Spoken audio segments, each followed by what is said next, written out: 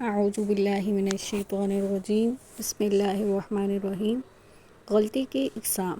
قرآن پاک پڑھتے ہوئے ہم سے جو غلطیاں ہوتی ہیں اس کی 2 اقسام ہیں۔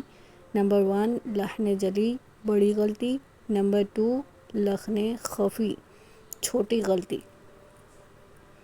لحن جلی وہ غلطی ہے جیسے ایک حرف کو دوسرے حرف میں تبدیل کر دینا، یا زبر زیر پیش کو تبدیل کر دینا، یا وہ غلطی کرنا جس سے الفاظ کا مطلب بدل جائے اور یہ غلطی کرنے پر گناہ ہوگا۔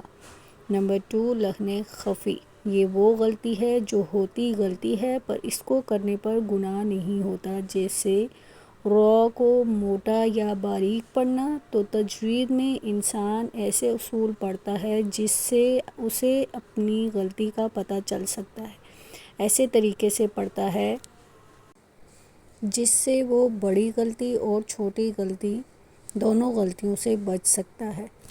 ہم لحن جلی اور لحن خفی کے بارے میں آگے اگزامپل کے ساتھ پڑھیں گے انشاءاللہ۔